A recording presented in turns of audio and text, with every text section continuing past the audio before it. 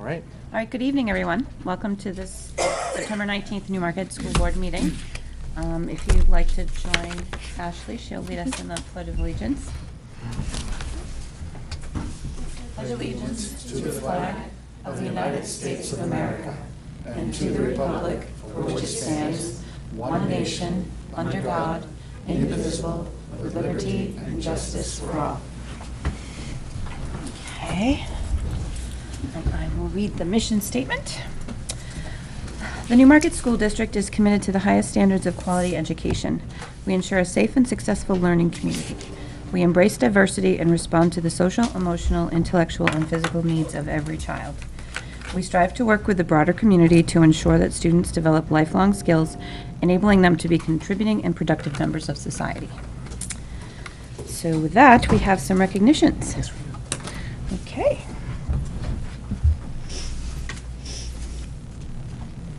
Thanks.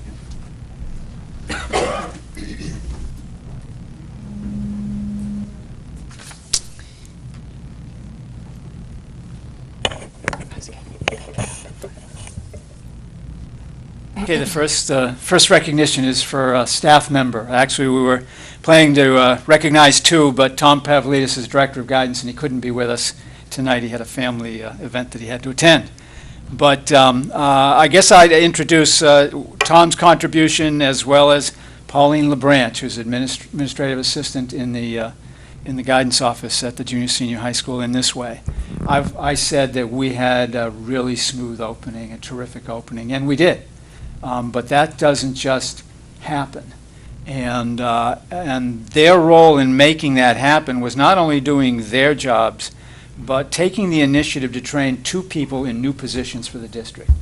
Secretary at the elementary school kind of landed there not too far before the start of school, and Amy Rossi, who is our data manager, also a whole new role for her and needing to learn some new software and both Pauline and Tom just stepped forward, took the initiative, put the extra time in, and I know there was extra time, and got them trained and got them ready to start the school well. And so we're here to recognize Pauline tonight for that initiative, and it's so appreciated, and it's just that team effort across the district that we thank you for. So why don't you come out?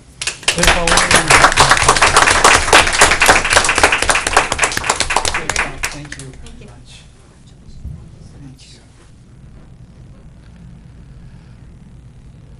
Next, we're going to recognize two students who made an incredible accomplishment, at least from my perspective, and I'm sure it took a lot of work to get to this level of achievement. But I'm going to ask them to come up here first. We have Ashley Berthium, grade 9, and Samantha Clough, grade 10. Come up, please.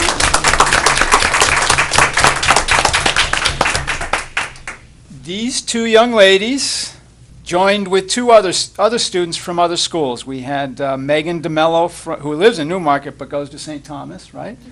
And then Alyssa Bengrazi, who goes to Oyster River High School. And the four of you went to the National Jump Rope Championships. I don't know where that is, but you're going to tell me where that is in a minute. And in the double Dutch pairs, the four of them came in first place at the Nationals, which is just incredible.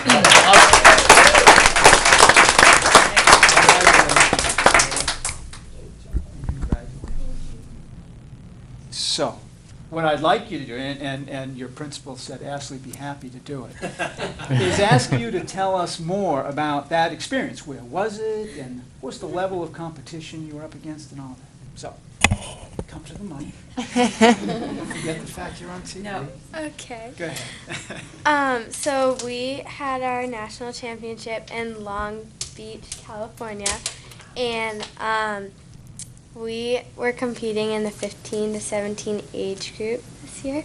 So we were competing in only female, so we were only against other girls this year. And then once you win like first place or you have the top score over all the age groups, then you go to another tournament the next day called Grand Nationals. And we went there and we placed 6th place Wow. in the Grand National Championship the next day.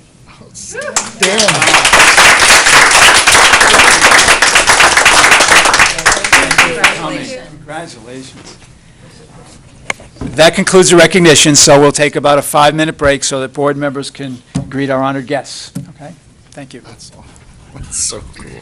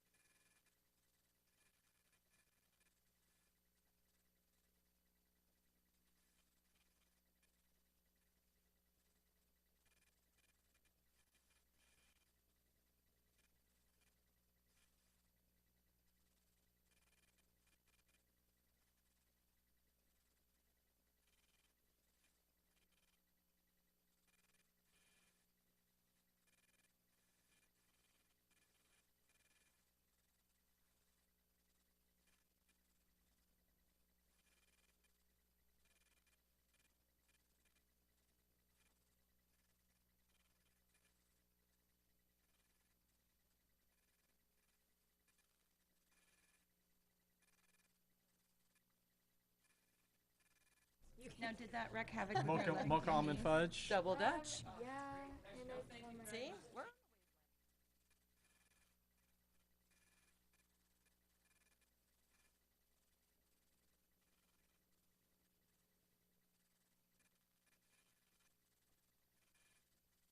He's paying attention. He's good. And he can Wow, hear look, you. our fans are gone. It's cold in here still. We shut it, but then it got hot. Okay. Did it? Oh. Okay, we're back. This is the point in our agenda where we usually welcome visitors to make comment. Does anyone wish to do that tonight?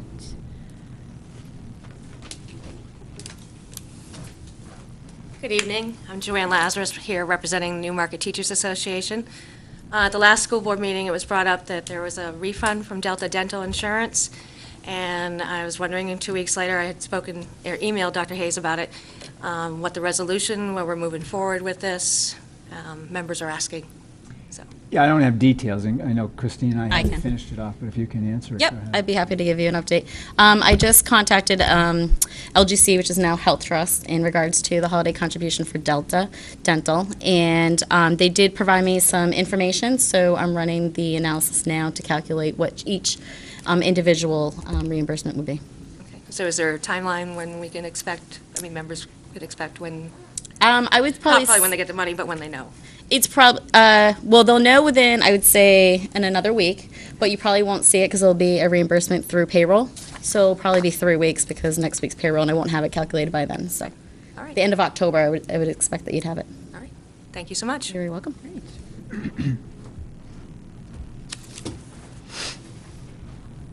Anyone else? Okay.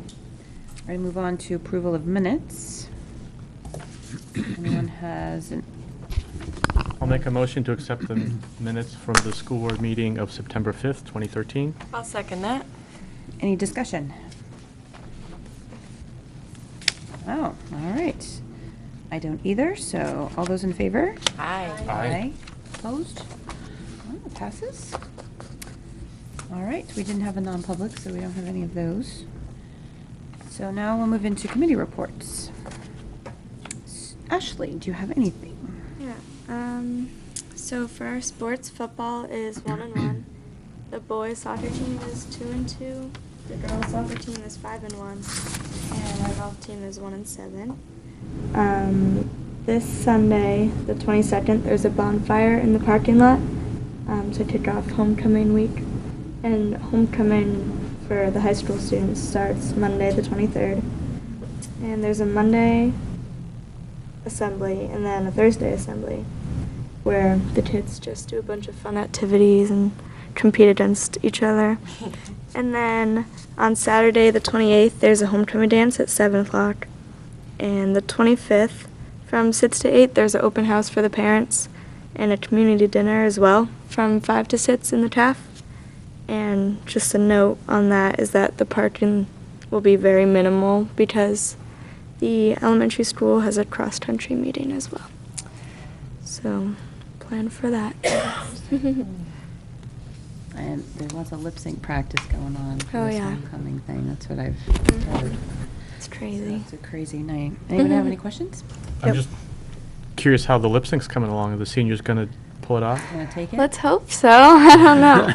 I know we have Michael Jackson. The juniors have Justin Bieber. Ooh. The sophomores have Lady Gaga. Oh, my. And then the freshmen have Taylor Swift. So, we'll see. Taylor Swift. Those are good to see. I hope we can get someone to take them or something because they're so fun to watch. Yeah. All right, well, thank you. Yep. All right, Dr. Hayes, your superintendent's report. I have several things for you. First, to report some progress on trying to fill the library media specialist opening that we have. You may recall we had a resignation start of the year. We haven't drawn a lot of applicants, and we've had to go back out and advertise, so we have got a new set of applications come in, and I know they're being reviewed. I'm not sure the exact deadline, but it's coming up real soon. And in our discussions, we said if we don't get a satisfactory applicant in that pool, what we'll probably do is come back to you and ask you to declare this a critical shortage area, which allows us to hire someone in the position who might have some of the skills but not be certified, because we're obligated to get someone certified.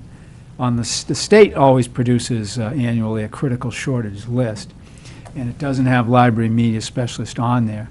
But the laws do allow that if you're any school district having difficulty filling some other position and they've made their efforts, and we can demonstrate we have, that just an approval by the board to declare it a critical shortage would then free us up to, because we do have some applicants who, one came in today, I recall, and said that had been certified but let it lapse. And so, you've got some things there. So anyway, that's just kind of forewarning that could be next meeting that we'll be asking you to do that.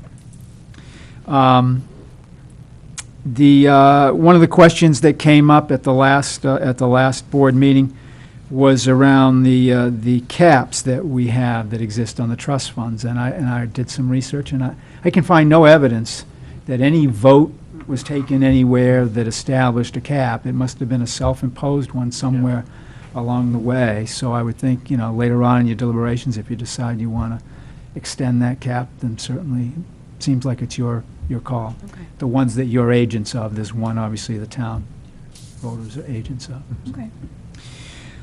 Let's see. One of the handouts that I put in front of you tonight was a blurb that I got in the mail today about Lights for Learning, an activity that the junior senior high school has been involved in, and let me read a little bit of it. It's a program that's put on by local utility companies, and it's offered free of charge to schools across the state. And what they do is they come to the school and give a presentation, and as you see from the handout, they came to Mrs. Murray's sixth grade science class, and then give them information about conservation of energy, any energy efficiencies, and things of that sort, things that you can do in the home. And then that's all that you have to do. But then if they want to go to the next step, that is an effort at raising funds. And that's what this class is going to do again this year. And I'll read from this flyer that I have here. It says, students in Mrs. Murray's classes are participating in the Lights for Learning fundraiser again this year. Last year's effort resulted in the sale of 216 energy-efficient lighting products and netted proceeds of nearly $500 for the classroom. So apparently they do a great deal of marketing of different kinds of energy efficiency thing to homeowners, and then based on their sales, they get some money back to use in their classrooms. And $500 is a pretty good return on the whatever energies they put into it. So it's really good, and I think they're really excited by it and very proud, certainly of last year's accomplishment. A few things that came out of the elementary school that I want to make people aware of. They as well are having, they don't have a Spirit Week, but they have a Spirit Day, which is usually the last Friday of every month. And so they've got different activities planned throughout the year, but anyway, on September 26th is the last Friday of this month, and everybody's expected to wear blue. So if you go there, you've got to wear blue. The next day, though, 9/27, is no school. It's a teacher workshop day. So the teachers are here, but not the students. Couple other things. The library is seeking volunteers to help in the library. Our libraries, again, without a library media specialist, they're both staffed by our library media assistants, and who are experienced in doing a terrific job, but an extra set of hands at the elementary school could be really helpful. Last thing, just to kind of reinforce something that the principal, I know, and it isn't just the new principal, I think the previous principal, it's always been a struggle. The playground safety in the afternoon when it's dismissal. Families like to come, and you can imagine, school's not out yet, use the playground and wait for, their child to join them. The problem is that it is on the opposite side of the passageway from where the buses come. And so it really concerns us as a safety measure that kids could bolt out of there, and next thing you know, we've got a real accident. So what he started last year, and I believe we did the year before, but he started, and now he's reinforcing again, is please don't use the playground area until approximately 3:10. After that last bus is out, then you want to go over there with your kids, and that's fine. But we're just concerned about safety, and we really don't have enough supervision to make that work. So that's out of the elementary school. The last thing that I wanted to bring up, got an email from one of you today who wanted to revisit the topic of televising budget work sessions. So if that was you, I'll turn it over to you if you want. Well, I guess I've gotten some feedback from folks in the community that I respect quite highly about the topic, and trying to foster an environment of openness, and I think there's some in the community that I think are unfounded, but think that there's secret things happening in the budget development process, and I hear that. I can see how that can be the case, but I know it's a little bit. It can make for a different sort of conversation. I think, Nate, you spoke well to it at our last meeting. But I think in the interest of openness, really we have nothing to hide, and the expense isn't astronomical to put that on television. If people are interested in watching it and aren't able to come, I would think that would be a good thing to do. One worry I have, though, is if someone just would tune into a small bit, they might, lose the context. So, the discussions might be a little bit brainstormy at times, and they're so, just a cautionary note that there's, the people shouldn't worry too much about what they hear until, unless it comes to something that they find objectionable in the budget as it develops, and then there's plenty of opportunity to speak to that up to and including the hearings. So I've said too much, and with that, I think it's a good idea that we televise those meetings. Yeah, I'm in agreement as well. I got a similar email, and I think it's perfect. It's what should be done. So I don't know what has to happen. You just have to make arrangements with Yeah, I'll just work with Chris. Yeah, I don't have a problem with it. I think I get the point, and I think that's a good point to be made. So, yeah. All right, so is that good? I'll talk with Chris, and we'll set those up. Thank you. Wonderful. Yep. Thank you for bringing it up. Oh, you're Very welcome. nice. It's thoughtful. I had a question about something. Oh, elementary school, the playground issue.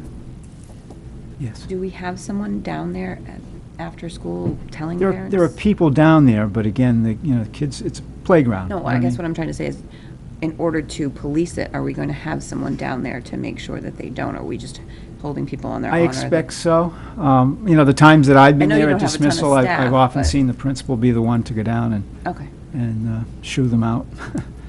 But, right. yeah. and you'll kind of give us an update as to how Yeah. that's going, if Yeah. it seems to be a problem? Yes, right. Okay. Great, so that's all for your superintendent's report? Yes, it is. Okay. Yeah. Any other questions for Dr. Hayes? Anyone? No? All right, facilities report. Three quick things. First of all, just to reinforce the public hearings that we've scheduled in terms of options for the junior, senior high, and we have Tuesday, October 8th at 9:30 in the morning in this room, in the auditorium downstairs. And then Thursday, October 10th, and Tuesday, October 15th, also at 7 o'clock, also 7 p.m., I'm sorry, and then in the auditorium. Reminder to all of you that on the Monday, September 30th, we have the joint meeting of the School Board, Town Council, and Budget Committees to hear that presentation about alternative fuel possibilities for our facilities. And the handout I gave you in your packet says Town Council Chambers. It will be in the Town Hall auditorium, be downstairs. Okay. And lastly, it's not on here, and it comes up later on in the program, but I thought I'd mention it now. Tuition agreement. I wish I had, but I did not receive, as I expected, any communication from the Oyster River superintendent today. I tried email, I tried phone. The agreement was that after last night, he was going to send me the the agreement that he had presented. Now, I've had conversations with him, but even the last conversation, some of the things weren't written, so I'm not really comfortable talking to him. But I know what's been in the paper is the tuition rate, and to have 14,500 in the beginning is just terrific. I think it really is something that then makes it much more attractive. As you know, I felt the other one was way too expensive. And what's helpful too, and again, I obviously had no time to provide any presentation, is that the rate grows, that the tuition rate grows at a steady 2% each year. It's not something that then is dependent upon the enrollment. Remember, that caused a lot of variation and problems, but a 2% growth rate, again, manages cost increases better. So that's terrific news, and that's about all I'll say, because I'm really not certain about the other stuff. I know what I've read in the paper. I checked the website. They hadn't posted last night's meeting, so I just Did didn't. anyone have a chance to go to the meeting last night? Anybody? I watched it. Did you watch it? So I actually have questions, but we can't. Yeah. Well, if you got something that he had said, then I don't mind. Well, Talking what I about understand, he said after 8 years, they're going to revisit that number, Yes. that 14.5, and there's no cap on that. That's right, yeah, I mean, again, all I know is concepts that he and I met last Friday, and this is when he laid that out. Our enrollment projections go out 8 years, right, from 2015, 16, for 8 years. And so that window is significant. And so the rate starts at 14.5 and grows 2% through those 8 years. And then for the 9th year, it would be, and again, he didn't have the language written, that's why I'm Right. not commenting, but we talked about they would then reestablish a possible new starting point for the rate. Okay. He didn't say it would be another 2% more, but they'd have to look at what has been the track record, how is that measuring up against costs, and I think they'd do a reset, is the word that we used. What I got at, it was $3.6 million is how much they will get from us. $2 million will go into the school, back into the school, paraprofessionals, case management, nursing staff, and then $1 million, or 2% of that is to help the taxpayers with their cost. Right. That our cost, Durham's cost. And that's what I got out of that.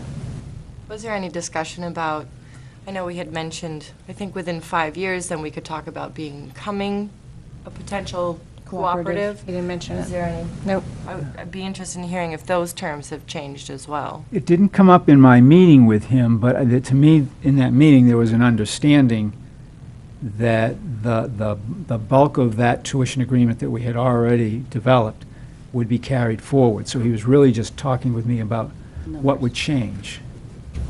It's an interesting, if I may, the conversation or possibility of talking about a cooperative, because they're already a cooperative K through 12. And so I don't know that we would be talking about The same. joining them K 9-12, because unless they were willing to divide themselves and become Oyster River K-8 and maybe have us join in and we'd all become the Lamprey River Cooperative 9-12. We'd be talking about all in K-12, Newmarket School District ceasing to exist, like Lee and Madbury and Durham have in the past, and becoming a part of an enlarged Oyster River Cooperative School District. Because I don't know that there's any example that I'm aware of where you're in for a penny, not for a pound. You know, you're either in the cooperative. You're all in. Right. Fremont has, for years, fought the battle of joining full bore into a cooperative, right? They're looking for high school support because they've got Yellow School and they like it, as I understand it. And so, you know, in dealing with Epping and dealing with Sanborn and so on and so forth, that's been a hindrance, not a hindrance necessarily, but that's been part of the conversation. So I'm curious about putting that out there is great, because I think that, as we've all talked about tuition agreement, we want to think that if we were in that we'd be looking at making the marriage potentially Right. greater. But I think that we have to contemplate that might be a bigger conversation.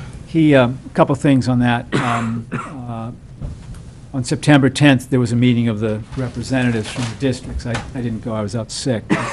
But I had taken a set of questions that I asked Chris Andruski to bring, and one of the questions was, would they be willing to consider less than 5 years when we to start talking about the cooperative? And the answer was no. So that makes me think it probably still says 5 years.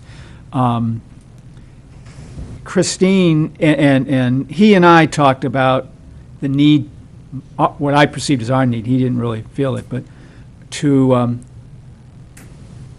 do a calculation of what it would cost. Because all I've been saying, and that's all I've been told, is, well, it's really expensive, and it's really confusing, the formula, how I think you get there. But in any case, we agreed, and I've spoken with Christine, that she will work with their business administrator and probably an attorney before we're done to figure out just what it would cost. And what we agreed to do is to project if we were joining this year, rather than try and project it out 5 years. I think the kind of numbers you're using make it very difficult to do. But anyway, we try and get some scale and how that process works. We know it's a complicated series of political steps, but the cost is something we've got to find out more about.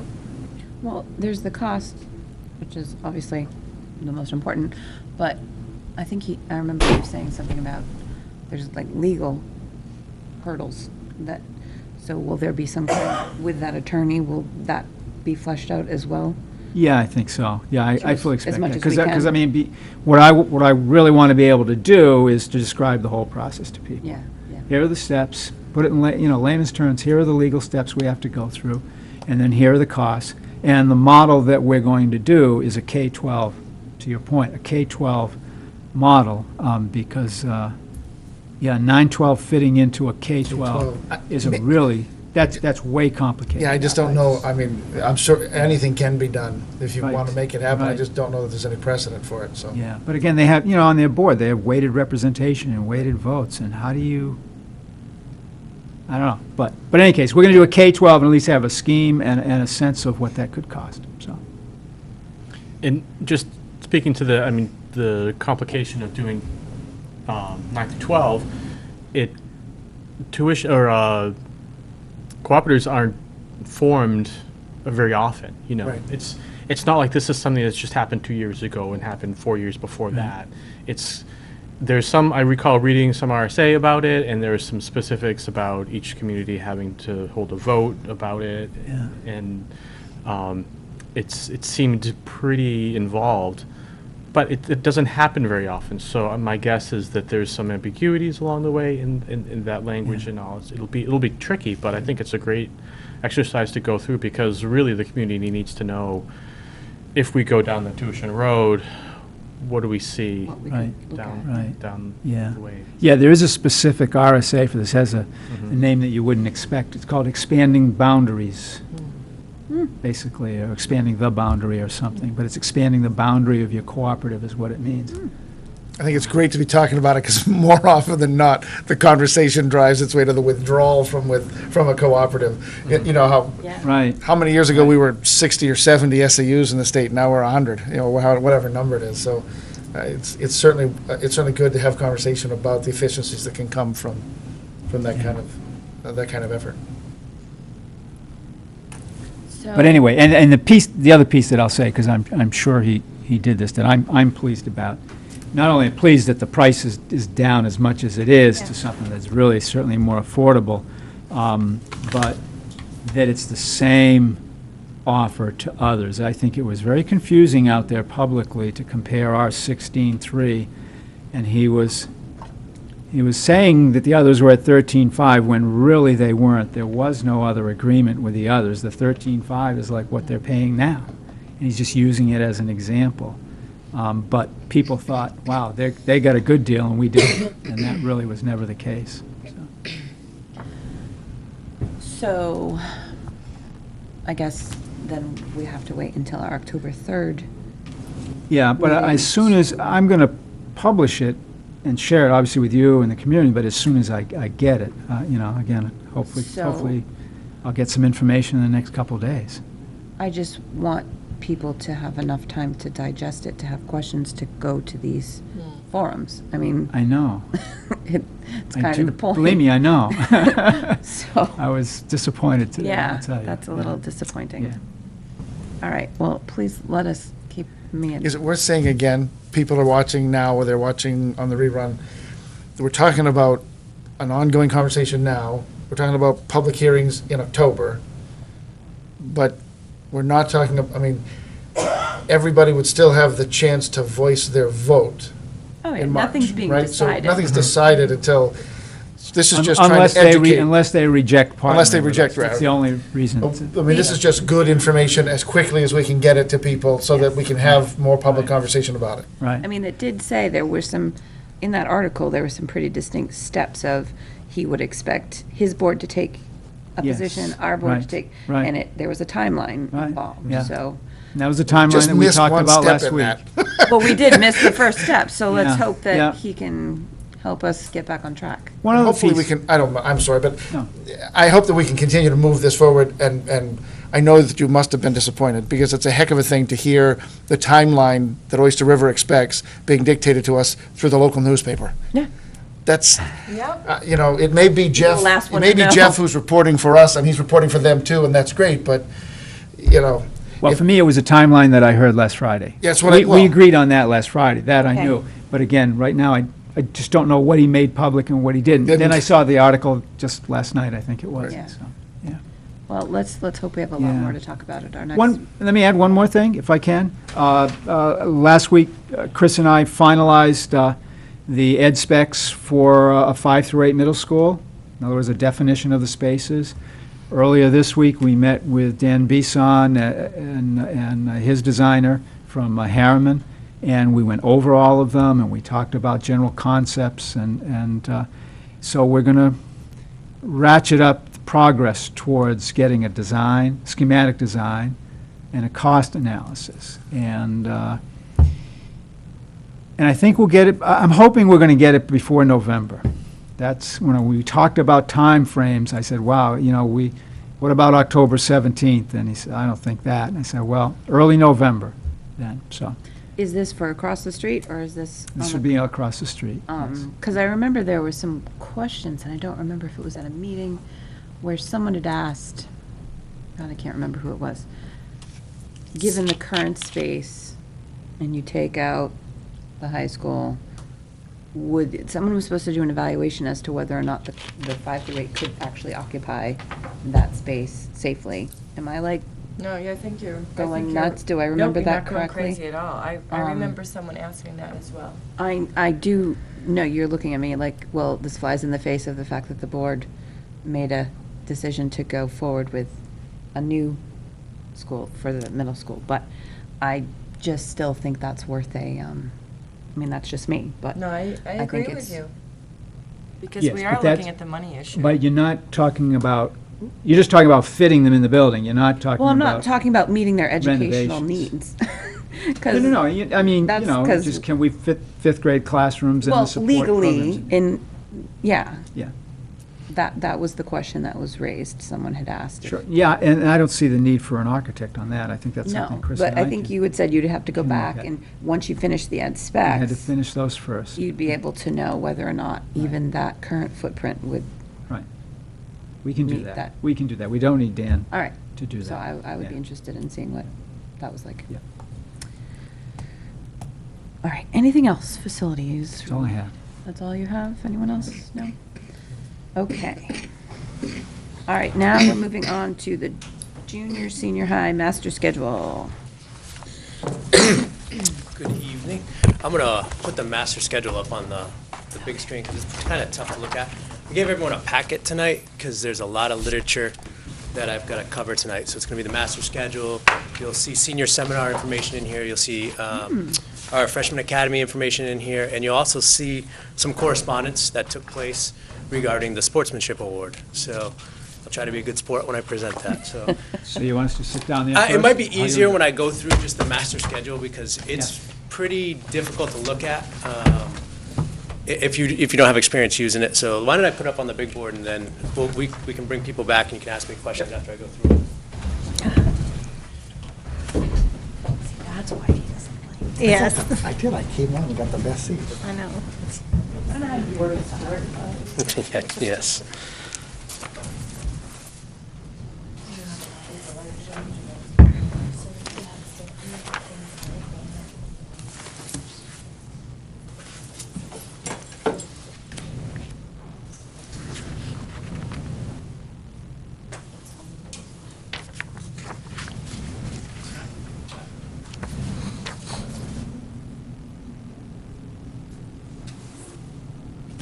So what I have in front of you is, you'll see red day and black days as our schedule represents. You'll also see first semester and second semester. When I read it over, if you look at Ms. Caswell, that's one of our English teachers, and I've sectionized it for you. You see red A, that's the period of the day. You'll see 12L4, that's the level of the class that she's teaching at that time. The room number, 200, and then underneath it will be 16, that's the number of students in the class. So when you're looking through that, and again, I wouldn't anticipate there's a million questions, but I just want to highlight some classes for you. It always comes up, how do we do and how do we compare with classes for AP? You can see in AP English, 7 kids. That's since there's only 12th grade that takes AP English at that level, 7 out of 50 kids, that's a pretty good percentage of our kids that are taking AP class. You have a higher level, most of our classes usually graduate around 70, you're up in the 12s, 13s. That's usually the class size that we're looking for, 12 to 18. I always use the number that I don't like to run a class unless there's at least 10 students in that class, unless it's for specific needs.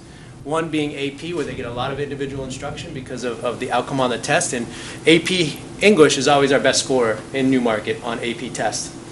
Typically, we'll have at least two kids in the 4s or 5 range. And again, those kids that are scoring 5 are able to earn credit towards colleges if they score 5 in AP testing.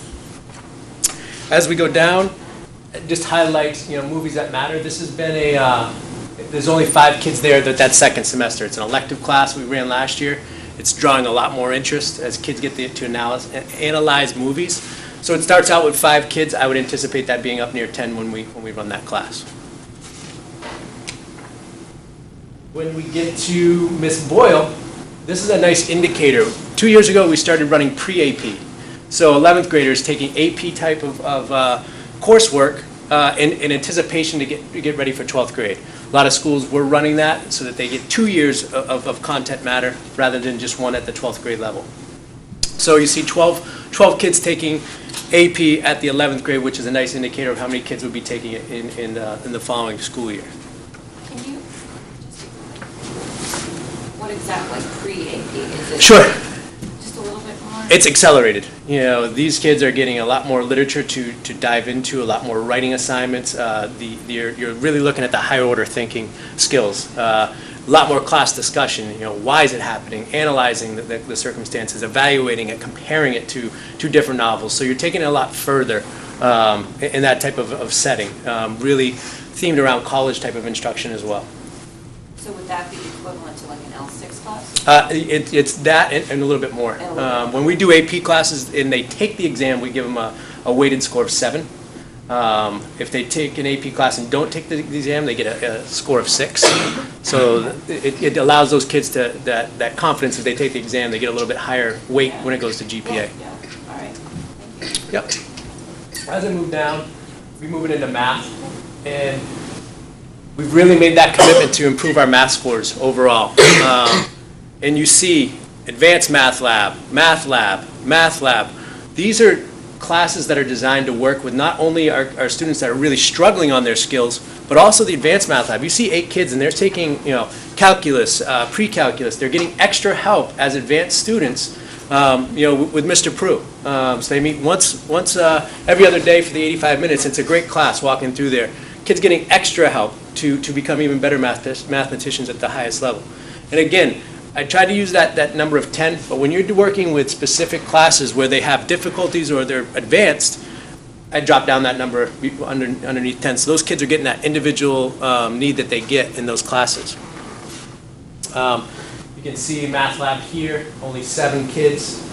But again, those are kids that are struggling. So you want a teacher, one of our better teachers, Ms. Boyer. Those are kids algebra 1 and below her. that would be in that math lab, getting the skills, because we're really trying to look at competency-based educations, that kids are demonstrating what they know rather than just completing assignments. That they're completing assignments with a 80 to 85% proficiency, so they're understanding the material and then demonstrating it to you. Now, there are kids too that, if they're struggling, do they get math Every single day, any class that you see here, so example, you'll see Algebra 1, L5 right here. Right there, I highlighted Miss Boyer. You see it on a red day, and you also see it during the same period on a black day. Anybody that's an Algebra 1 or below gets math every single day. So it's amazing. And when other schools come in Oyster River, this is one thing that they picked up on. How much math instructions our kids get and the math lab. They don't offer it over there. This is something that they really highlighted as something that we do very well, that they'd like to adopt. Because kids are working on their math skills every single day. It is reinforcement, and it sets them up for this class down here, which is TAC Math. That's our senior math class. It's a math class that we identify for those seniors, so they'll be successful at going into college.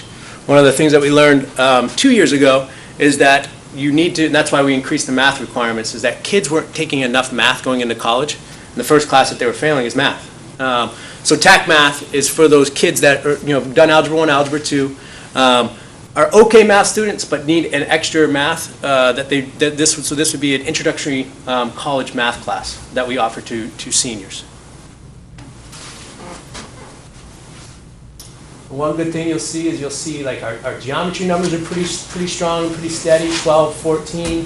L5 is even higher, 18 kids. So we're starting to step it up, the kids taking higher level math quicker and sooner because we're working on it not only at the high school, but again at the middle school. It's a very similar type of schedule. Next I'll move into computers. And Miss Boatwright. And what I want to highlight on, what I want to highlight on Miss Boatwright is right here. She's currently in the process of revamping our entire curriculum at the middle high school. So that's 5 different classes, because we hadn't been seeing our higher level kids take higher level math classes. Web design, Adobe Photoshop are the 2 that we offer. So you see small numbers. That our goal is to see that increase, having kids taking higher level technology classes. The other important part to highlight is you see 8th grade tech. Ms. Boatwright does not teach a pull-out quarterly 8th grade technology class like we do at the 6th and 7th grade level. She is actually part of the 8th grade team during this part of the day. So Black Sea Day, she goes on team to all 8th grade teachers, because we identified that as the major year getting kids ready to do research and writing for high school. So she is part of the team on every Black Day going into working on technology skills in the classroom. Teachers love it because she's part of the team discussion, and opens up, writing in the process as you have your technology teacher working on team with your language arts teacher, your social studies teacher, your science teacher. So they've seen it as a nice addition to their team. As I move into social studies, highlight senior seminar.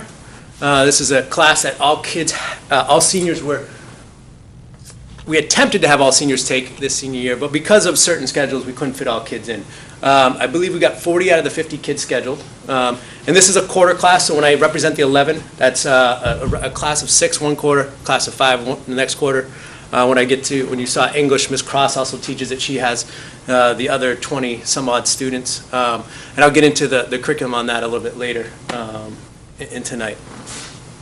You also see credit recovery. Yeah, I was just going to ask you that. Because it's a quarterly section and the senior class is so small, we couldn't offer, Ms. McGilvery was going to teach a second part of senior sem. We couldn't fit kid schedules into it because we have kids that are taking classes at UNH or VLAX or SST or other requirements during that time. So we've been very successful the last couple of years of finding a teacher maybe with a small class and shifting kids to work on a credit recovery. So second semester, Ms. McGilvery will be credit recovery for the entire junior senior high school, from 9th grade through 12th grade. Any of those kids that failed first semester will be assigned to Ms. McGilvery to be able to obtain that credit second semester. And again, it's based on competency. So if they get that credit done in the first quarter, they have a quarter off. If it takes them all second quarter to do it, then it will cost them all second quarter to do it. But we've identified a staff member to be able to make another intervention for those kids that have failed.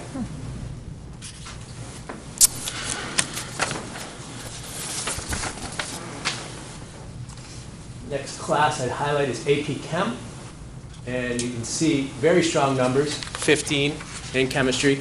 And again, you get a lot of seniors that have taken chemistry L5 and then they take AP Chem, or juniors that are very advanced. So again, as our numbers go up, you start to see kids taking higher level classes. We also offer that any kid that takes an AP class in most disciplines, science being the biggest one because it's a lab-based class as well, we do AP Chem instruction on one day, AP Chem lab on the other day. So Mr. Fabiano, like our algebra classes and below, works with those kids every single day. Can I ask you a question about that? So, because at the end of every year, children, students are recommended by teachers Yep. for where they should be placed. So what if the child is recommended for like AP Chem, but then their schedule doesn't accommodate them? Yeah. And they have to take a much lower, how does that impact, like you? To be honest, we get very few kids in that boat, because if they're accelerated, because AP classes typically go in first because we don't put them all in the same period. But Because it's an SST situation. yeah, and again, we've been very successful in working with kids in their schedules so that they haven't had to miss. Some kids have had to make choices before. That's when we utilize VHS or VLAX. So what would happen though at the end of that child's college? You know, like they were recommended for the AP level, but they had to take the other level because their schedule didn't accommodate it. Right. It makes it look like, I don't know what it makes it look Sure. like, but when a college is looking at the classes they took, it just seems weird. So is there some accommodation that, or something that's communicated from the guidance department? I would bring Mr. Pavlidis here to answer that question, since he deals with that most often.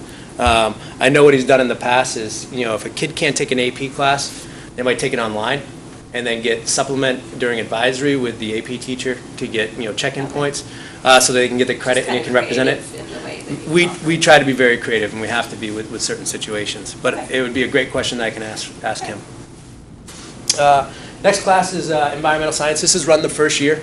7 kids. When it first started, it was about 10 kids. That's why we ran it. So it's a class that we're hoping we gain more interest in going forward.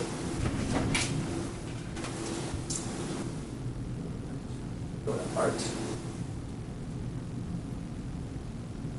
I'll highlight world language. One of the problems we're seeing, and reason we switched last year to the flexes, is to introduce kids to foreign languages at 6th grade level. They typically weren't getting it. They weren't getting it 2 years ago until 7th grade, and it was a full year class. Now we're doing quarterly, introducing it to the entire grade level at 6th grade, 7th grade, 8th grade, building on skills, because what we were seeing is French numbers were really declining. And as you can see, French 4-5, only 3 students. French 1, 7 students. So it's a class that was really, diminishing with numbers. So again, we're going to hope that comes back. But if you ask kids, Spanish is the #1 speaking. With Mandarin Chinese being now the second language that most kids are being offered to. And doing a survey through guidance, I know French was, I think, not even in the top 5 of classes that students would look at in a foreign language.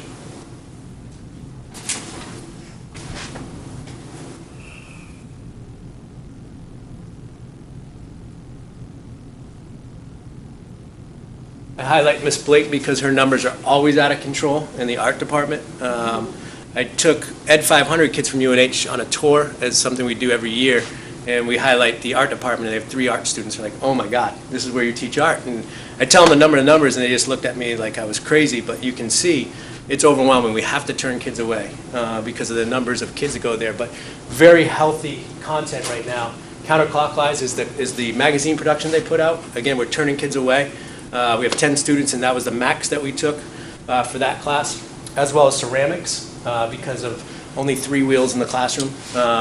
We would accommodate a couple more for more experienced students, but 8 was a safe number for first semester. And then, as you can see, second semester, we put some more of the advanced kids in that class, so they got up to 14. And then photo is also another class that has really taken off. They use the black and whites, the color. They still learn how to develop the film on their own, and then move into the digital world as well. And And then probably every junior and senior boys' favorite class is cooking, because we get to eat everything. And we do a nice job of offering a variety. We offering cooking for life, so teaching kids how to cook in a more healthy lifestyle. International cuisine, where they study countries around the world, but world cuisine, getting into pretty spicy and different type of cooking that they haven't seen before. And then adult roles and responsibilities. This was a class that we had to add 2 years ago, and it really teaching kids to be more responsible in regards to childcare and looking forward into their adult life. So it piggybacks very well when we do senior seminar. But 11 kids. Last year we started the class, there were 7 kids. This year it drew more entrants, 11 kids. So again, those electives and being able to offer more electives to a schedule, you start to see kids branch out and take classes that they typically couldn't in a former schedule. Is that 10th grade? That's open to anybody, adult roles and responsibilities. Typically it's 10, 11, 12. Freshmen don't usually get in there. What's the INT? International cuisine. International, okay. Yeah. Thank you. Cool. Then we get into our tech ed, and we've seen a liveliness again back into hands-on crafting. 2 years ago, these numbers were down to 2 or 3 kids. Design and creation and design, now up to 11 kids taking that class. And then you look at art and wood. It's for some of those kids that their best way to express themselves artistically is through wood design. So again, up to 13 kids. So you're starting to see those disciplines start to revamp and become more alive again. Band, you look at the high school band, 11 students, 12 students, they're signed up for second semester. Numbers are low. But going to the elementary school band concerts and seeing 30 kids sitting there, with this bubble coming up, I believe Ms. Ray is creating, a program that's, something to be proud of, and I believe those numbers will advance. We have 16 currently at the junior high band. So again, not the healthiest numbers you want to see for a whole school, but again, I believe what she's doing right now and watching 3rd, 4th, and 5th graders really start to love music again. Our next thing is to talk about chorus with the 85 kids you have at the elementary school singing. So those are things that we'd have to think about in the future. I think I don't know why, but there's this great involvement at the elementary school, and then there's this big drop-off when the kids decide to make that switch. And I don't know if there's a way we could somehow try and figure out how to, I don't know, but encourage them to stay. I think Miss Ray is starting to make that. She's working Yeah, on it. it's making it fun with a daughter that takes it now in 4th grade. She came home playing her trumpet until we put her to bed because she's having fun. If I practice my trumpet every day, I get a sticker the next day, which means, so she's implementing that now at a younger age, where I think before the program kind of just ran itself and it started to deteriorate. She's starting to put some of that excitement back. So I think you'll see in 3 to 4 years that those numbers will start increasing. It would be great to see us retain those kids. Exactly. In elementary school all the way through. She is making believers out of them. She sure is. My kids are the same way. Daddy, don't get in the way. Sleeping with that flute. That's Kidding me? Give me the flute. I'll put it in the box. Come on. I highlight PE. Our numbers are always strong, but again, I just want to highlight that the PE teachers have really looked at making physical education, not just going out there and kicking a ball and doing ball games. So you have lifetime fitness. It's it's talking about fitness for life, walking and being healthy, and games you can play when you go to a barbecue. Learning to have fun in a social manner, but also being active. So that's your lifetime fitness. You see personal fitness, which is your fitness where kids are a little bit more advanced. They want to get in the weight room. They want to do cross training. So there's another step. And then we have competitive PE. Those students that are, prime athletes, they want to take it to the next level. They like working out every day. So again, at the high school level, we're offering 3 different types of PE credits that kids can take. And again, if you're a good athlete or you like to be active, you can take lifetime fitness, and then you can take something advanced. So it's something that I think that they've done a nice job of offering more electives. Then you'll get into our when you look at the special ed numbers, again, small numbers in case management because they float in and then they'll go into classrooms as well. But you will see SSL, that's their study lab that we have. They get a credit for that. Kids learn how to do study skills in there. It's a curriculum that they've written this year, but also get support with all their classes. Ms. Alderaji is our behavior specialist. I didn't put numbers in there for you because her individual counseling is obviously a confidential caseload, but she's also our crisis interventionist, so there might be a day where she doesn't see any of her kids because she's dealing with a student in crisis. Can I ask, how many case managers in the high school? In the high school, we have 3.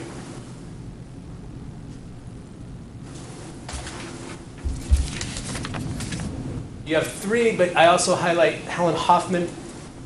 She is for our adaptive classroom, more significant disabilities in her classroom, traumatic. Yes. So her caseload is very small but very involved. And her room's the one that's off the library? Nope, Ms. Hoffman's room is right off the main office. Okay. Then you have Ms. Burley, who's our reading specialist. And again, you see small numbers, but these are our kids that are tier 3. So these kids, they'll get 85 minutes of regular language arts, 85 minutes of an intervention some other way, and then they're getting another 85 minutes of specific reading instruction because their scores or their deficiencies are so low that they need an extra help. And then we get into our middle school, and you can see that the numbers are very healthy. I talked about, language lab. In 8th grade, we continue to do our double LA, where kids that are really significant. They get English every single day at the 8th grade level. That's co-taught between Ms. McKeever and the case manager, Ms. Yeager. You can see in here it says stand, and they don't stand for 85 minutes. It's take a stand. It's a social studies literacy class where they get enrichment in social studies. And then STEM is the same thing. It's a science enrichment for our kids every other day. What is core? Just regular? That's just their language arts. I just use it as core. What's team? Team time. She's on team. She's in as a special educator. She's working on with some member of the team. She's a special educator, Yep. gotcha. Yep. Thank you.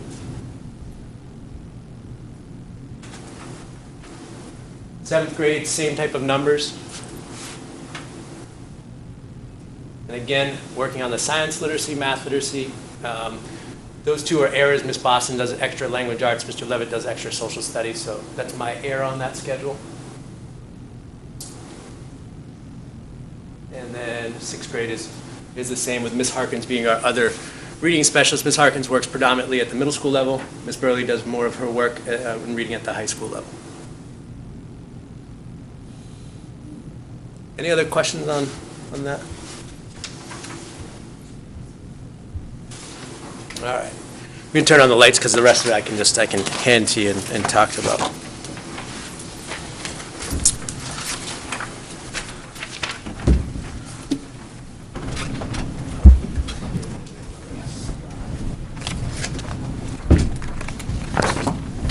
The one thing else I'd highlight in our schedule that doesn't represent, right now we have 37 kids that go to VOC in the AM, 14 kids that go to VOC in the PM, so 51 kids go to Seco School of Technology.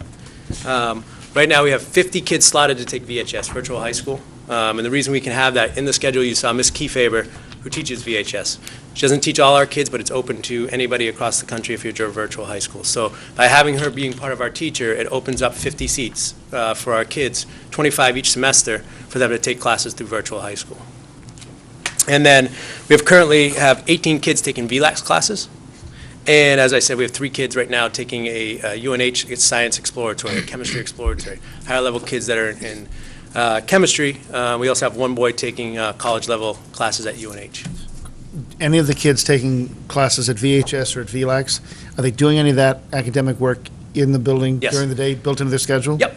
We do it for any kid 9 through 11. They have to do it there. Seniors can earn it as senior privileges. So if you're a student that's got a C- or better in all of your classes, no discipline, you can have as a senior privilege, you can earn to take that VLAX or VHS class at your house as a senior. It's something that the kids work for. We offer it to juniors for 4th quarter if they do well in their state testing. It's been a huge motivator. You've managed to staff that, at least some level of supervision, doesn't have to necessarily be a teacher. But Right. you've got somebody, and you've got space. We do it in the library right now. Okay. So it's a little bit more difficult now without having a library media specialist between 2 buildings, but currently our library assistant, so she'll check kids in, but her primary responsibility, come check in her VHS kids, VLAX kids, They sit down, they do their work. They do their They're thing. very motivated, or else they wouldn't be taking that type of class. But that's where we house them right now, and it's worked. So we usually dedicate about 5 computers, because that's the largest class that we have, in the back of the library. So there's still 19 computers open in that computer lab in the library for other classes to use. Great, thank you. Any other questions on the schedule? That was a lot. Lots of work and effort, I know, goes into Yeah. that. A lot. Tom Pavlidis Tom and Pauline Pavlidis. they do a lot of it, and then it's switching it around. So, thank you on that. The next piece I go into is I gave you in the packet. I gave you the syllabus for senior seminar, and it was a class that I had fun developing this summer with Sarah Cross and Catherine McGilvery. We set it up as a college type of class, so a college type of format for the syllabus. And really our goal is to work with kids for, being able to go out and represent yourself once you get out of this facility. Whether you're working or whether you're going to school, you're going to advocate for yourself. And the biggest thing that we're teaching them is public speaking. I put a piece of paper on the back. It outlines all the public speaking opportunities they have to do in our class. And day one, we had 5 students in there, and I would tell you, these 5 seniors that we had in here were probably the quietest 5 seniors you've ever seen for 7 years in our building, and we made them get up and talk about themselves for a minute. And it was amazing to start seeing, after we practiced and practiced, and they actually had to perform, how much of a different kid they became, how much more confident they became. Eternity when you It don't does, like to do and you it. can see, the goal is to start, when we get done, their final presentation is a 10-minute speech, debate. So different themes, putting kids in different atmospheres. As I go through, you'll see some of the objectives, and it's really, this is what we want kids to learn, because these are the skills that we think that kids need to have when they're going to college or they're going to be in the real world. Again, interviewing effectively, that comes from public speaking, being able to talk to people, being able to pick up on social cues in an interview. Being able to be financially responsible. I know, and my first credit card, I didn't know what it meant. I thought it meant have fun and you didn't pay it back. So when you talk to seniors right now, they didn't know, oh, there's interest rate and I have to pay it back immediately. So again, getting kids ready for when they go to college and they get those first credit They're cards. gonna, as soon as you graduate, it's like they come out of the They woodwork. come right out of the Oh, woodwork. they do. We do a lot with current events, but we don't just say, here's a current event, we make it specific. How is it impacting an 18-year-old kid, a 19-year-old kid, a 20-year-old kid, whoever's in the class at that time? And what are your thoughts on it going forward? Will we change your view? So we do a lot of current events every single day. In the classes, start out classes, every kid has to be responsible to present one, and it can't be, what Britney Spears was wearing at the music awards. It has to be something pertinent to them, either, educationally or something in the real world. And then finally, the self-advocacy skills, and you'll see that again in Freshman Academy, so we kind of bookend it. But the other thing is doing a community-based project, talking to people in the town and becoming more familiar with your town. Where's the rec center and what's it for? Where's the police department? Who's the police chief? Where's your town offices? What do they do? How do you register to vote? How do you register your car? All skills that kids need to learn as they're leaving and going on their own. So that's the basis of this class. You can see how it's set up in the syllabus. You can see I'm pretty excited about it being part of that class. I wish I could be there every day, and that was really the intent to try, and it just doesn't happen. But Ms. McGilvery's teaching it right now. She helped develop the curriculum over the summer, as well as Ms. Cross and myself. And Ms. Kane, the transition specialist, will bring guest speakers in, and Mr. Mazzoni will be part of that class. So it's a really neat class that we've had fun with. And we also use we're using Street Smarts, so we use this book as the book behind of what we're doing for the premise. So we pull stuff out of here that kids use. So that's the class. Beyond the diploma. Beyond the diploma, getting them thinking that way. So we will do student surveys after each class to talk about what they learned, what we could do better. So I can present that to you after the first group goes, so you can get an idea of how that class went. Any questions on senior STEM? They had this, wasn't this years ago, something they did? I've never seen this since I've been here. I'm going to Right. year 9. Let's go back maybe 30. No, that was me. That was- Yeah, didn't we you? did, Yeah. Yeah. Because I have a friend who, and 25 he, years. well, he did it, and he knows so much. I mean, he was doing his 401k when I had credit cards. We had what You they know? call senior competencies, and you had to, every quarter, you had to take a different, one was about banking, one was about insurance, one was about, and you had to pass them in order to graduate. So I just know that this person took it, and he did far better with his financial But this is stuff than I great. did. The fiscal stuff, I think, is really important. Yeah, I think it's real, I love it. I did see any student who does not pass the senior seminar will be required to retake this class. So Right. is this only a quarter class, and then It they is. can just keep taking it? But that's credit recovery, Oh, that Miss, all right. right now, we're not having kids, they're becoming can't responsible. imagine, One yeah. thing that we make them do, if they're gonna be sick for the day, they have to call in and speak to either myself or to Miss McGilvery, the teacher, it's like a job. Like you I'm are. not gonna be at work today, I gotta let someone know, or email us, then they gotta be responsible, get their work, so they're like, what, if I'm out sick? I'm world like, no, situation. this is how it runs, so it's been interesting, and they've been following that, which is nice. I'm interested to hear how it goes, what they say about Right. it afterwards. And I think the best representation would be after semester one, when you have 11 kids rather than just the first 5, and it's Yeah. kind of introductory. So I'd be glad to give that report or have Ms. McGilvery come in and speak about it as Yeah. well. All right. The next set of literature is just a kind of a synopsis of what happened at Freshman Academy. We've done it now. I gave you kind of a brief history. This is the second year we've done it. And this was teacher motivated, teacher run, teacher started. Ninth grade teachers, as we started to develop, teams and continue the team in the ninth grade, said, we need to do a better job of doing an introduction and a welcome to our kids in our high school. We typically see it a lot when kids go from a middle school that's not attached to their high school. They have a day just themselves to come in and get ready for the building, and we forget about it. We're like, oh, they're 8th graders, they're here all the time, they should be all set. But they're not, because an 8th grader is so much different than a 9th grader, and our expectations are so much different as well. So teachers started this as an initiative they really wanted to see, and the first year we had 100% attendance. This year we have 69 kids in the 9th grade class. 64 of them came on time, 2 came late, and 3 were excused. So again, 100% of what we were looking for. You can see the agenda. We set up 4 different sessions, with team building being kind of the breaking point in between, where they worked on team building, got to know their teachers, got to know even their class a little bit better.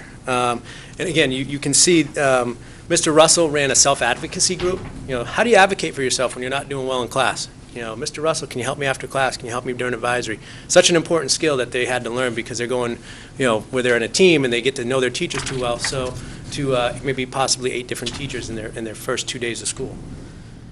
Ms. Cochran, special education case manager, and Ms. Folger, also a case manager. They coordinated to have upperclassmen come in, and I believe Ashley was one of them, to come and speak to the kids about, be careful, high school goes by this quick, and this is what to expect. And from the survey we did, that was a very valuable class that they liked. Ms. Cross and Ms. Hatfield talk about academic honesty, and it goes on, what is it like to do research papers and write, and what does plagiarism look like at the high school level? Kids just go on and say, oh, I'm going to take this entire section from the book, but they don't understand that that's plagiarism, that's not a representation of what they know. So they do a piece on that. That one, obviously, a little bit more involved. Kids didn't like it, but they were appreciative to understand the difference of going forward. Even though it's not a huge difference, we'd still look for personal work. And then finally, the last session was Mr. Pavlidis always does, what do you need to start doing to prepare yourself for the real world? And in the last page, I'll demonstrate, because he does a follow-up of what kids want to get out of 4 years of high school. And then we finally end it with a luncheon with Mr. Mazzoni and I, being out on the grill, which is our favorite part, being able to cook and then eat with the kids and see all of you there to help disperse it. I wanted to show this slide. You can stay in your seat for it. This is a representation of their students of rating the workshop. What they thought was the best part of the freshman academy and what wasn't. And that's the second page, the colored page that you see in there. And you can see, we had them rate everything from the sessions they went to the team building activities, to lunch, on what was outstanding, what was excellent, what was good, what needs to be worked on. And there's individual answers, and I didn't put those all here. It's pretty standard. Lunch was great. Do it for 2 hours. Don't cook hockey pucks. So it was going back and forth. I blame that on Mr. Mazzoni. Oh. But you can see, I think the kids did a really nice job of representing, how their day went, and majority of the kids are in the good, excellent, or outstanding portion of the day. So a day before anybody comes and they're rating it as good, we'll take it. Yes. The next sheet in that packet, as I said, Mr. Pavlidis does an excellent job of following up with kids, and he asks 2 questions to kids in every English class. What is your goals? You know, you're a freshman now, it's your first English class, welcome to ninth grade, but where do you want to be and what are you concerned about going through high school? And, you know, you look at it and kids are concerned about their grades. You know, 74% of the freshman classes, I want to get good grades. That's their biggest concern. That's great. I think we're making our mark that, welcome to our school, you want to get good grades. And then 64% saying, I want to go to a four-year education. You know, so you're really starting to plant the seeds with freshmen early, that they can all do it, they can all make it, and that we'll find a path for every kid if they want to go to college to get there. How many students was, again, 660? We have 69 kids in that class. Yeah. And they could do multiple, you see 40, 33, you know, they could check different things, what they're concerned about. Okay. Any questions on Freshman Academy? I'm just thrilled that we're doing it. And I am too. And for teachers to run it is amazing. It kind of shows the dedication that this staff has. Yeah. It has to make a big difference. I'm sure it does. I wish I had it when I was a Yeah. freshman. Yeah, do you want to just highlight some of the things that you talked about and some of the questions? Because I think it's important coming from your perspective. Well, I think, like, coming from a smaller school, going into high school isn't as big as a movement, I guess, whereas if you actually change schools. So I think whereas you know most everyone, they're not worried about being bullied, as you can see on the thing, like, it was like 5%.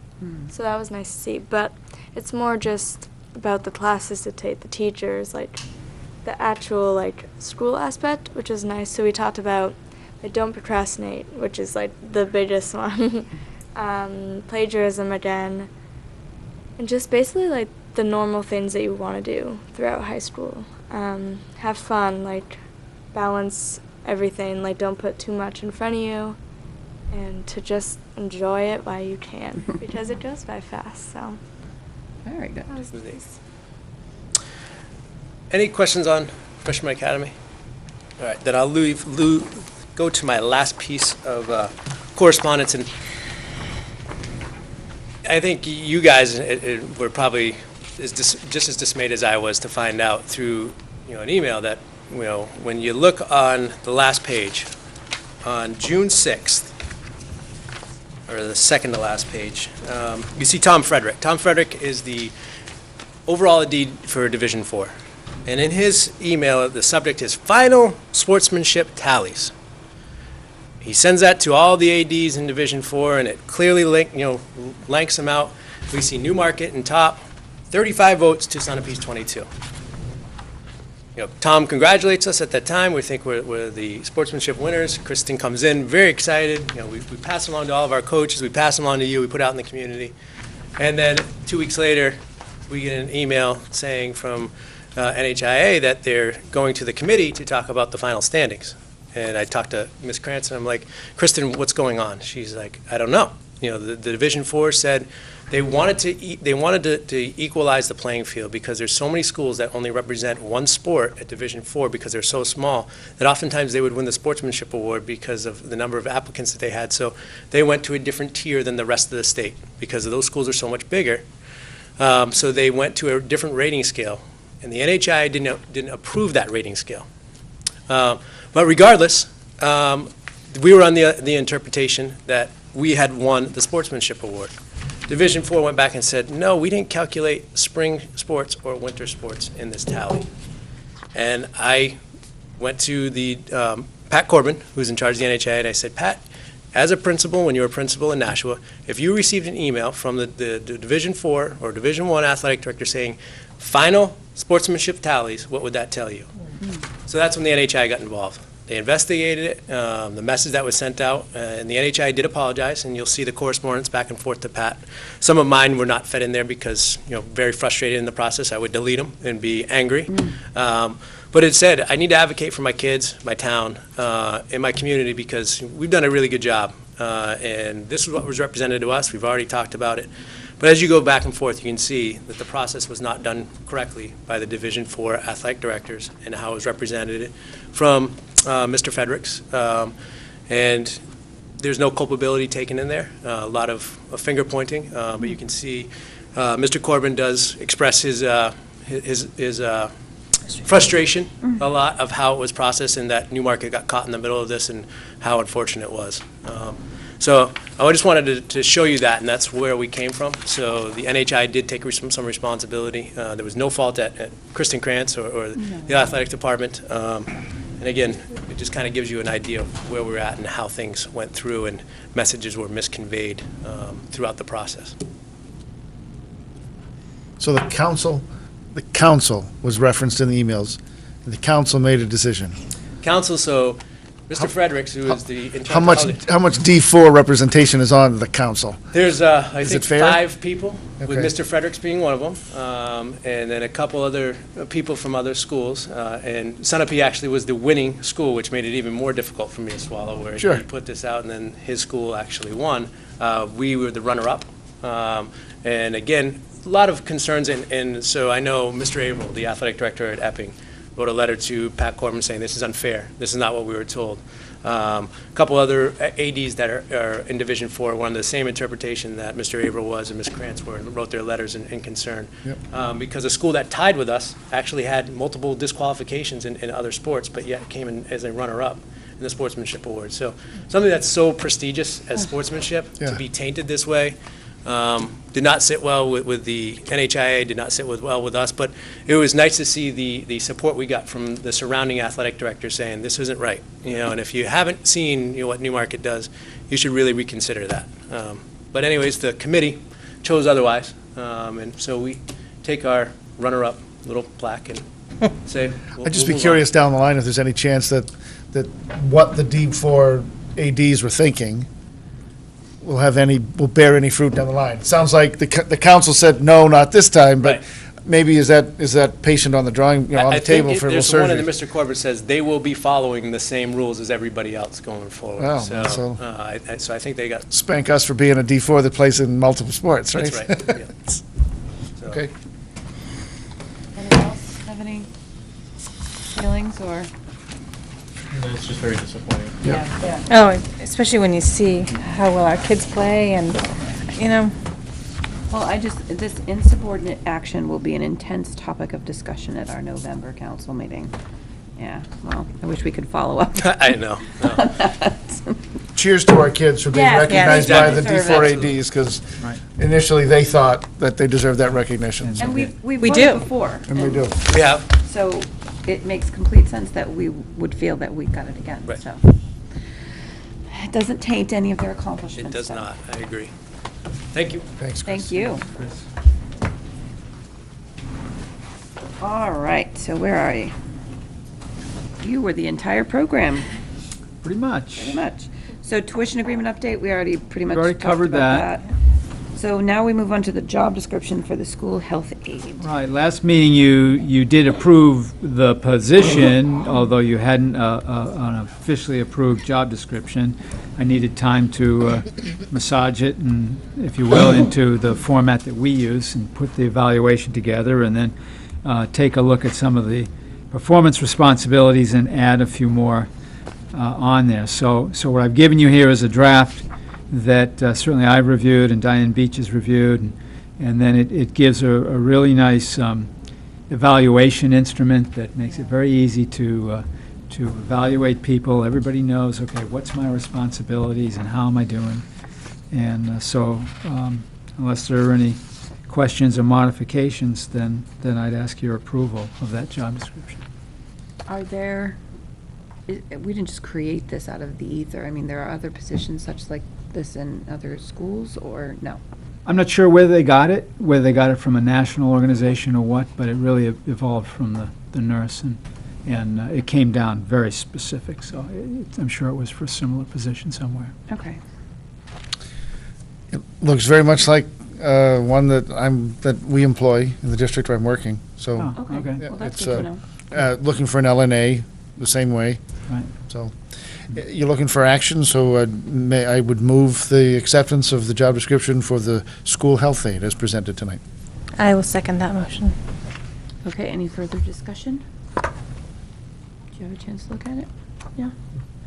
All right, all those in favor? Aye. Bless you. Very much. Okay, that moves Thank you forward. very much. Certainly hope that helps, Ms. Yes, Beach. Ms. Beach. I went in there the other day. Yeah, it's a That's big just relief to her to crazy in have that there. help. Please send her our best. All right, impact fee report under correspondence. Yeah, just some information for you. There's nothing particular there, but every month, thankfully, every month we now get a report on impact fees. Ours hasn't changed a whole lot, and you see the number that's in there for us. I think it was around 82,000, something like that, and 82,360. But you see impact fees for the other areas as well. And again, we get this every month.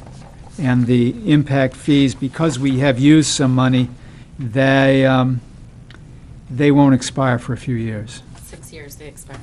Yeah, from the start date. So the earliest is what, 2018? So that money will be for us to be able to access at some point. And it's not, but the reason we get this is because prior to doing this, some funds were returned, some funds were lost, and we didn't know we could take advantage, didn't know it was there. Or we would have taken advantage of it. So this is a good thing that Matt Angel has started, and we get them every month. Well, that's wonderful. Thank you for bringing that up again. You're welcome. Any other questions? All right, fall sports Yep. participation. Each season, I present to you the signups that we have, the participation we have with students, and obviously I don't have the October 1 enrollment there, but you get a sense of what the signups have been for the fall teams. Not a lot of variation from what we've seen in past years, so I'd be interested to see how the other sports come out over the year, but a good start to the fall. I'm still pretty active. Any other questions? All right, New Hampshire DOT notification of public information This meeting. is a letter that you got. I did, at my home. The hearing was downstairs tonight. Tonight. But Tonight. you wanted me to, I did. that for I mean, I wish I had gotten it a little bit sooner, because then I could have let people know prior to it being tonight, but I'm appreciative that they felt it important enough to share To with us notify as us. members that could be impacted by such a decision, so I'm actually anxious to hear what comes of it myself. right. And to add a little bit more to that, we received notice that there'd be a public meeting, which was held this evening at 7, and regarding a project that involves reconstructing New Hampshire Route 108, Newmarket Road, constructing a 4-foot shared-use shoulder from just south of Bay Road in Newmarket and north to the intersection of Mill Pond Road in Durham. So people have some sense of where that is. If you didn't know about it, I'm sure they filmed it, and it'll be on TV again, so you can take a look at just what took place at the public hearing tonight. Anybody know what a 4-foot shared use shoulder would be? Is that like bicycle? I would think a bicycle Yeah. path. I think Durham has a Bicycle lot walking, of those now, so I see them over there on campus where there's the bicycle, almost a bicycle lane, if you will, so. All right, that's an idea. Where this is a state road, it's A little bit, the yeah. DOT is involved with it. Very but, involved. Certainly that road could stand to be wider, Hell, yeah. whether they're bicycles or not. That's all swampland too, though, isn't it? I mean, that's all wetlands along there. I'm sure there's challenges, but Yeah. Yeah. So no business department update? We're good? Good. It's good to know. All right, on to policy. Yeah, for first reading, I have 3 policies. You may recall at our retreat, we talked a little bit about the timing of when we do my evaluation and not. And so I grabbed all of the policies that relate to school superintendent and evaluation of the superintendent, and there are these 3 that are here. The first one is more a very general description of duties of the superintendent, policy CB. Obviously, my job description has more than 4 things. I chuckled when I read that. I was like, know, oh, it's really? That's all? Okay, that's big picture, isn't it? Yes. And then the next one, evaluation of the superintendent policy, CBI. I looked at New Hampshire School Boards Association, and they had a more robust policy. And you see the note at the bottom. I think that there have been changes in the RSAs to be more specific, and so I've added that language in there. The biggest chunk of that, it seems to specify the objectives areas that are supposed to be measured, and I took a look at all of those, and all of those are reflected in my current evaluation that you use, evaluation instrument that you use.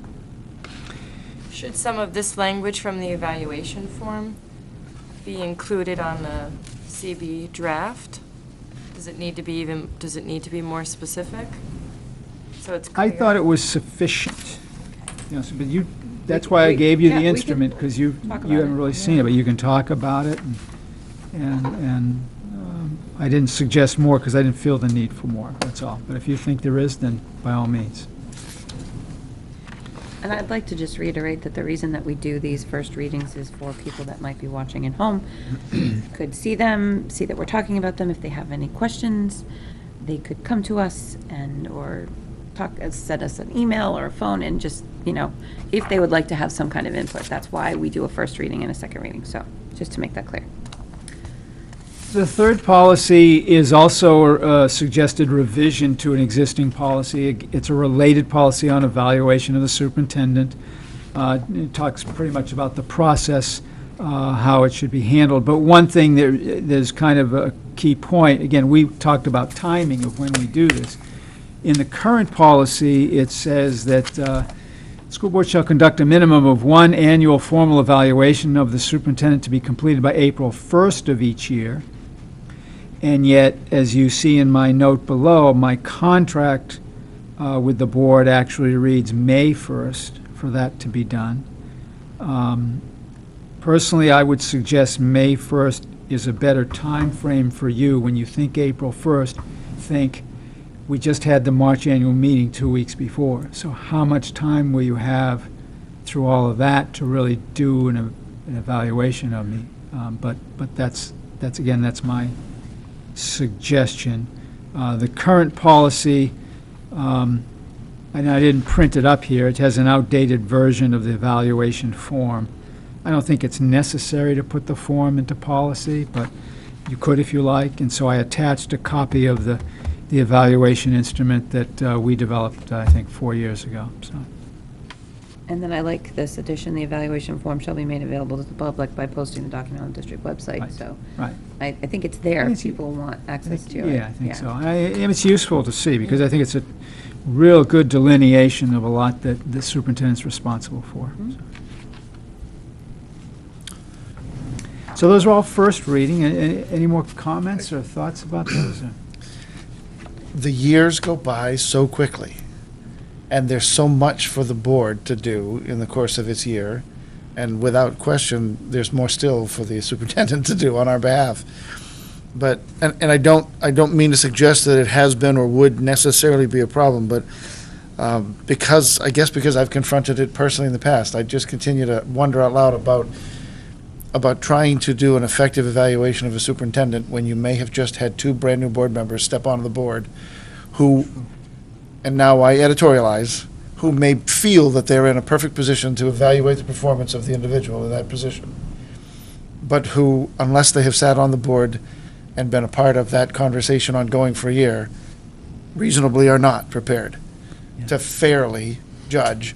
And so if we do that actual evaluation after the potential of that kind of change, is that the best timing to make a fairest evaluation? Sure.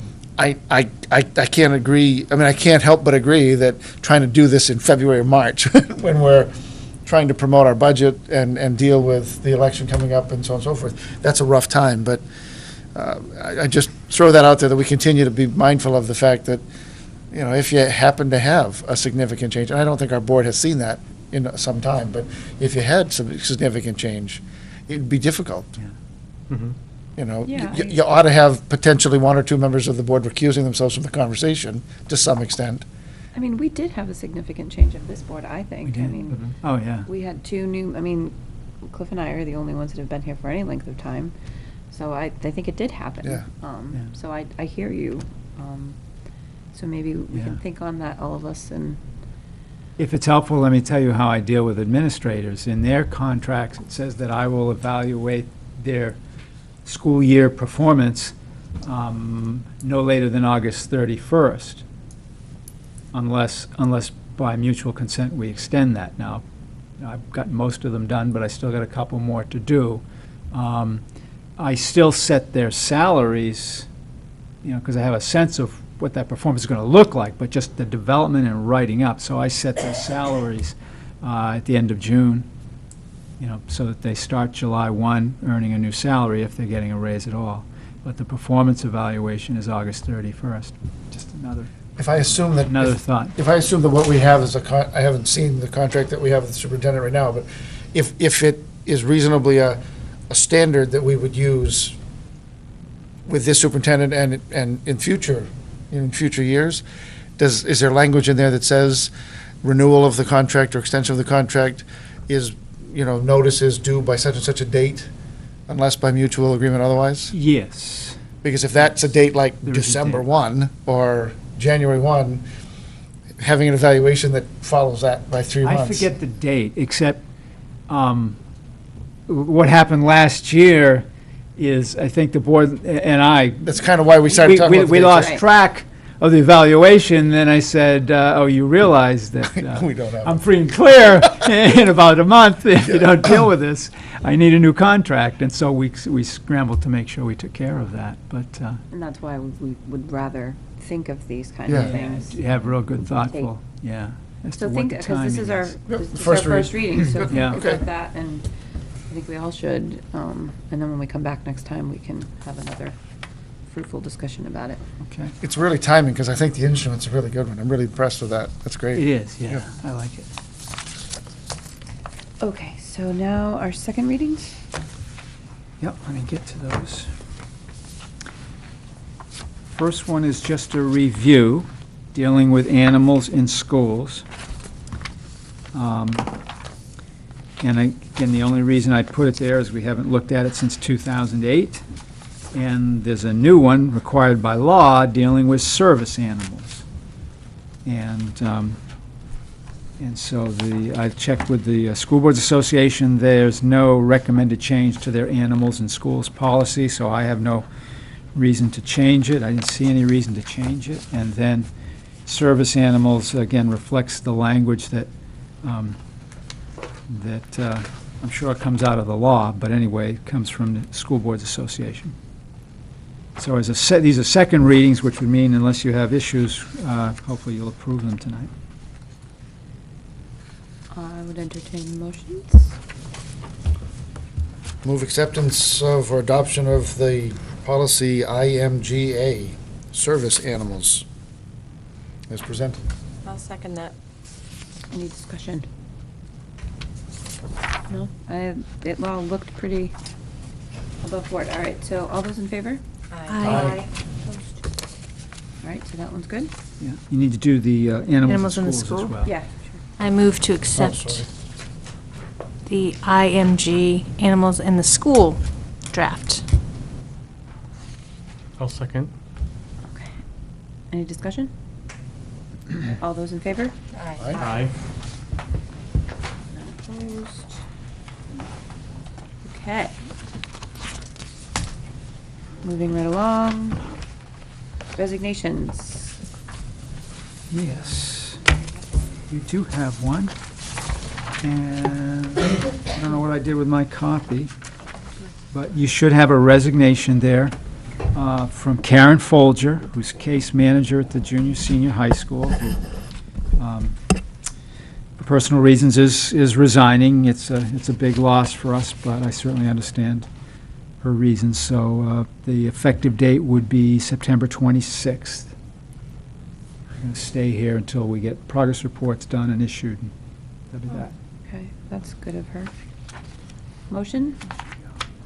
I'd like a motion to unfortunately accept the resignation of Karen Folger, Special Education Case Manager of the Newmarket School District.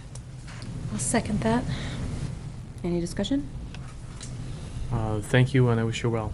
Yes, thank you for your service. Okay, all those in favor? Aye. Aye. Opposed? Nominations? None? Manifest. I'll make a motion to accept the total of all manifests of $987,873.86. Second? Discussion? All those in favor? Aye. Aye. Opposed? Okay, calendar. Let's see.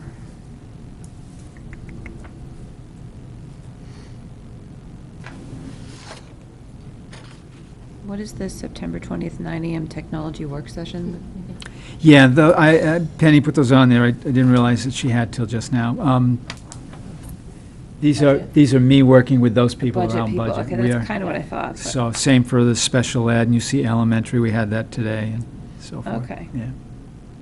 I would like to emphasize again the open house on Wednesday, September 25th, and Right.